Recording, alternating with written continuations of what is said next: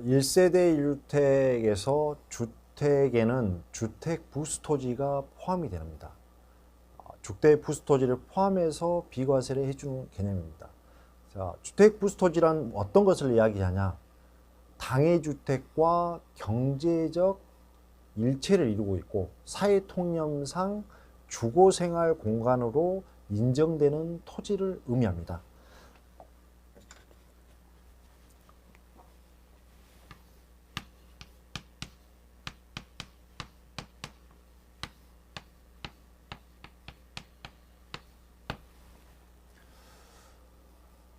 우리가 쉽게 따져서 주택 부수 토지는 울타리 기준으로 따지면 되겠습니다. 울타리 기준으로 따져서 주택에 부수가 되어 있다. 그러면 그 부수 토지도 1세대 1주택 비과세가 되는 것입니다. 주택 부수 토지라고 해서 무조건 전부 인정이 되는 것은 아니고요. 일정 범위에 있는 토지만 1세대 1주택 비과세가 되겠습니다.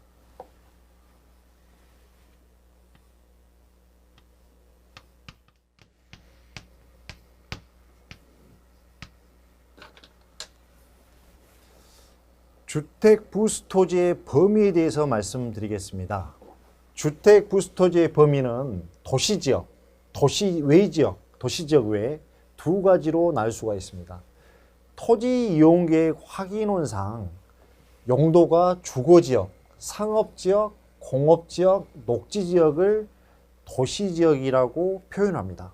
이 경우에는 주택 전착 면적의 5배까지만 주택 부수토지가 되고요.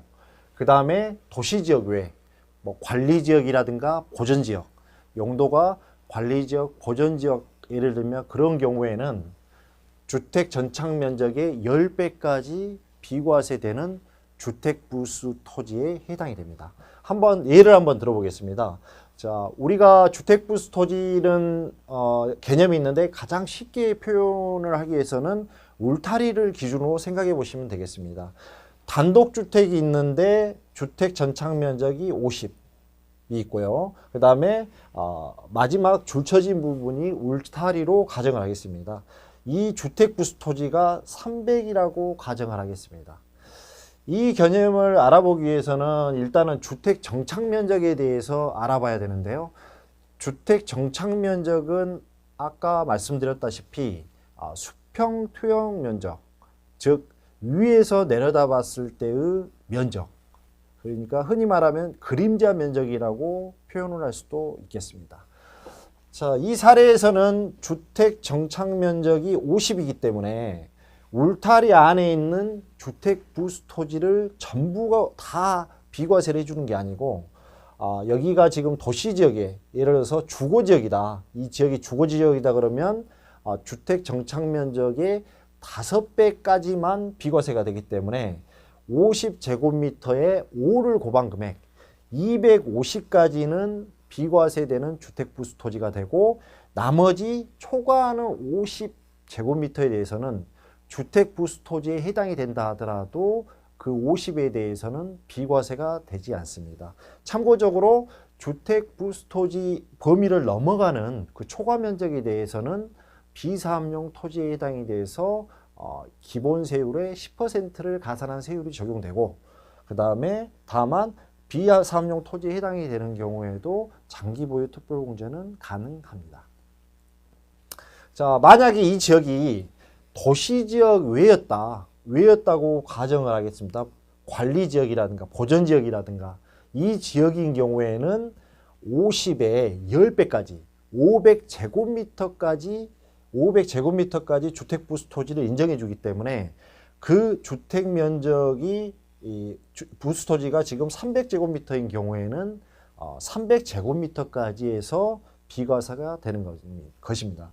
500제곱미터라 그래서 주택 울타리 밖에 있는 나머지 200제곱미터에 대해서는 비과세가 되질 않습니다. 왜냐하면 제가 말씀드렸다시피 주택 부수 토지는 울타리 개념이기 때문에 울타리를 벗어난 토지의 경우에는 주택 부수 토지에 해당이 되지 않기 때문입니다.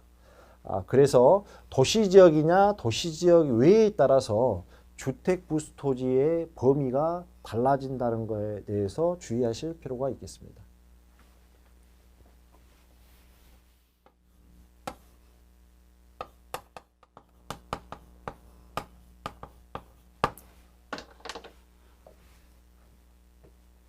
주택 부수 토지와 관련해서 비과세를 적용할 때 1세대 1주택 비과세 요건은 주택이 주가 되기 때문에 주택과 동시에 양도하는 주택 부수 토지가 비과세가 되는 것이고요. 만약에 주택 부수 토지, 주택과 별도로 주택 부수 토지만 양도를 했다 그러면 주택과 함께 양도하는 경우가 아니기 때문에 그 주택 부수 토지가 비록 1세대 1주택으로서 그 주택 부수 토지에 해당이 된다 하더라도 그때는 과세가 됨을 유의해 주시기 바랍니다.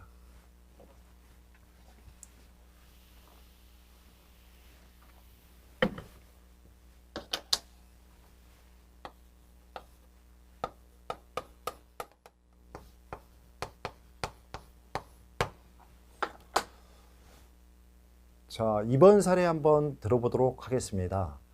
만약 주택과 주택 부수 토지가 있는데 갑이라는 사람이 1세대 1주택에 해당이 됩니다.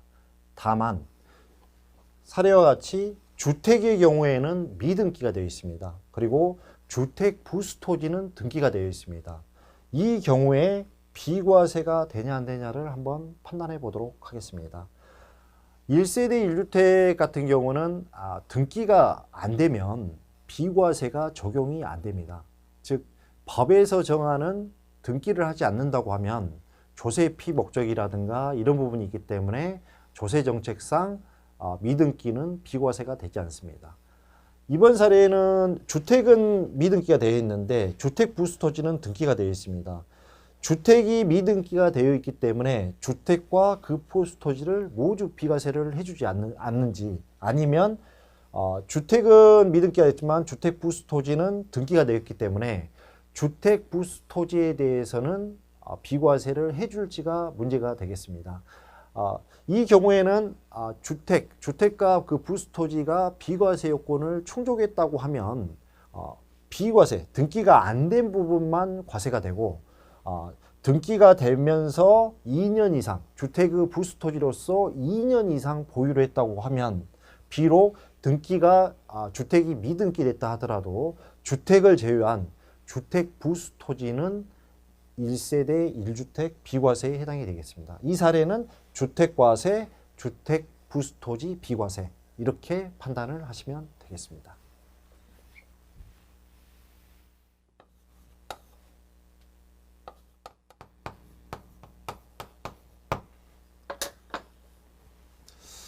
다음은 주택 부수 토지와 관련해서 조세 심판원 판례를 하나 소개해 드리겠습니다. 자, 이번 사례는 이렇게 됩니다. 주택이 있고요. 주택 부수 토지가 있고 그 다음에 주택 부수 토지 내에 소각장이 있습니다. 소각장이 있었을 때 이 소각장을 포함해서 비과세를 해줄 건지, 아니면 주택 부수 토지만 소각장을 제외한 주택 부수 토지를 비과세를 해줄지에 대해서 한번 살펴보겠습니다. 자, 울타리 기준이라고 했기 때문에 원칙상 전체적인 바깥 울타리가 주택 부수 토지에 해당이 되는 것입니다. 다만 사실 판단함에 있어서 소각장의 경우 담이 별도의 구분된 담을 쳐서 주택 부수 토지에서 하나의 생활 공간에서 이 소각장으로 들어갈 수 없을 정도의 구분으로 해서 이 용도를 사용하고 있다고 하면,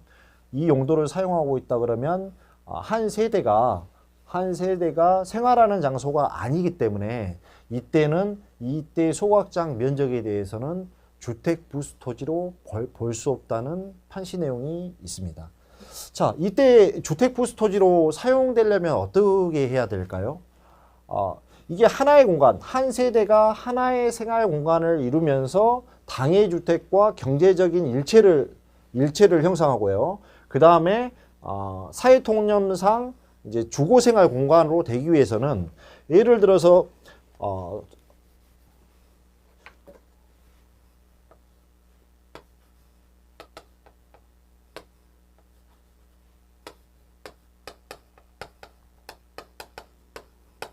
이렇게 출입구가 만약에 있다고 하면 이 범위 내에서 소각장으로 갈 수가 있습니다. 이럴 때는 울타리 개념으로 봐서 사회통념상 주거 생활 공간으로 봐서 소각장 면적까지 1세대 1주택을 적용되는 주택 부스토지로 볼 수가 있겠습니다.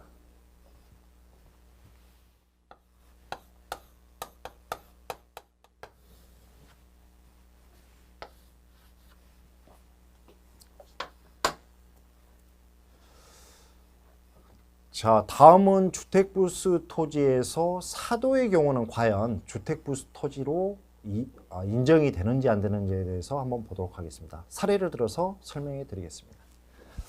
자, 이런 경우가 있을 겁니다. 이제 이쪽이 이제 도로죠, 도로.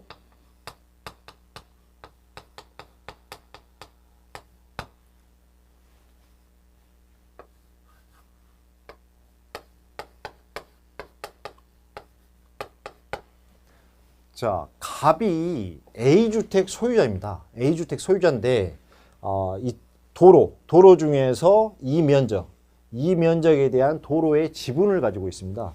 소유를 가지고 있습니다. 이렇게 했을 때, 갑 소유의 A주택을 소유하고 있는 갑 소유의 도로는 주택 부스토지로 볼 것인지 안 볼 것인지에 대해서 한번 살펴보도록 하겠습니다. 이게 주택 부스토지로 되기 위해서는 A의 세대, 갑의 세대가 독점적으로 이 도로를 사용해야 되는데, 이렇게 도로가 이렇게 형성이 되어 있다 그러면 어느 누구나 왔다 갔다 할 수 있는 여력이 됩니다. 여력이 되기 때문에 갑 세대가 독점적으로 주거생활 공간을 유지하는 경우에 해당이 되지 않기 때문에, 비록 이 좁은 공간에 도로를 하더라도 이 도로는 A주택의 부스토지로서 주거생활 공간으로 이용할 수가 없기 때문에, 이 경우에는 양도소득세가 이 도로 부분에서는 과세가 된다고 보시면 되겠습니다.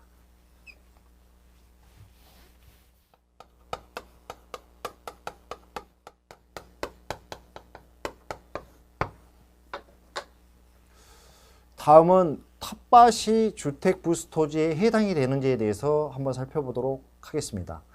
시골 가면 이제 텃밭이 많은데 이런 사례가 있다고 한번 말씀을 드려보겠습니다.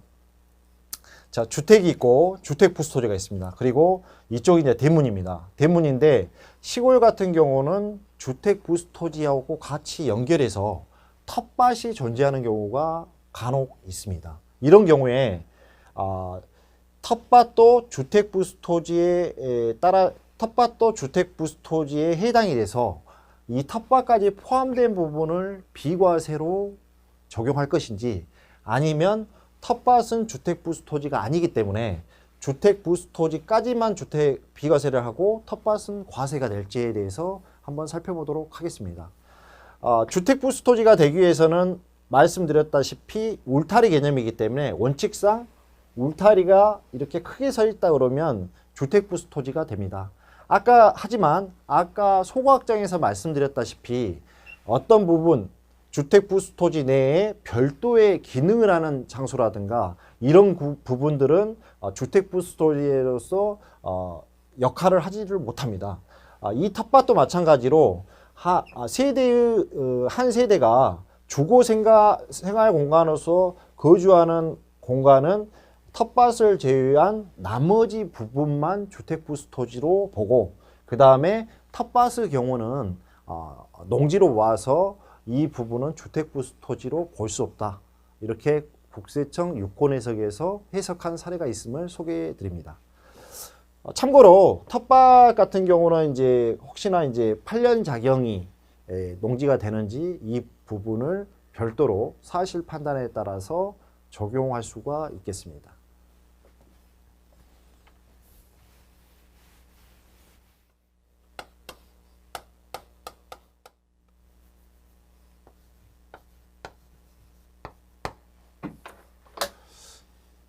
자, 다음은 이제 당초에 주택부수 토지가 있었는데 추가적으로 주택부수 토지를 매입을 하는 경우 그 토지도 주택부수 토지에 해당이 되는지에 대해서 한번 살펴보도록 하겠습니다. 자, 사례를 보면 주택이 있고 주택부수 토지가 있습니다. 울타리가 있습니다. 주택부수 토지의 정착 면적이 50, 그 다음에 주택부수 토지가 200제곱미터입니다. 여기 있다가 갑이라는 세대가 이 주택 부수 토지의 공간이 좁다고 생각해서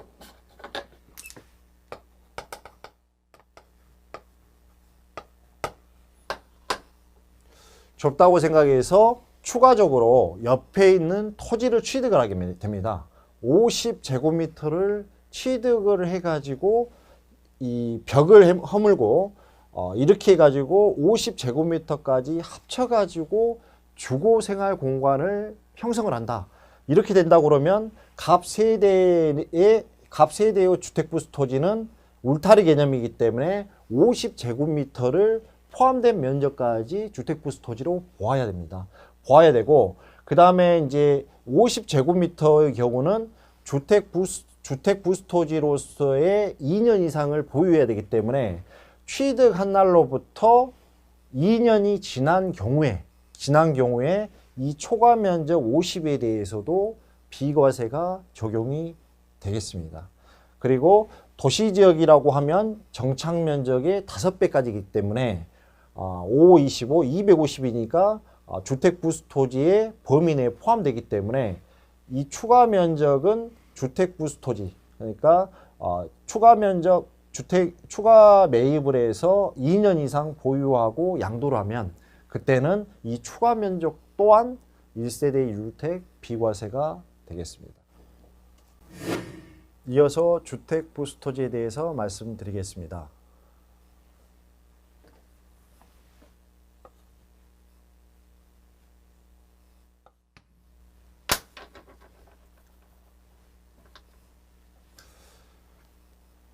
주택부수 토지의 특징 중에 하나가 필지와는 관계가 없습니다. 이거와 관련해서 한번 사례와 연계해서 한번 설명을 드리도록 하겠습니다.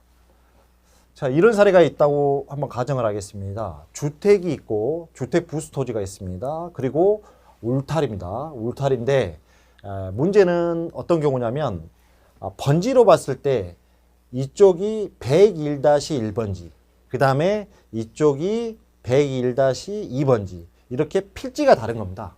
필지가 다른 경우에 주택부수 토지로 한꺼번에 볼 것인지 아니면 필지별로 볼 것인지가 문제가 될 수가 있겠습니다. 여기에서 생각해 볼 것은 주택부수 토지의 정의를 생각해 보시면 되겠습니다. 한 세대가 주거생활 공간으로서 이용이 가능하다. 이렇게 되면 필지와 관계없이 그 토지는 주택부수 토지의 역할을 하는 거고, 비과세 적용을 할 때도 필지와 관계없이 울타리 개념으로 해서 주택부수 토지로 판단하시면 되겠습니다. 여기까지 주택부수 토지였습니다.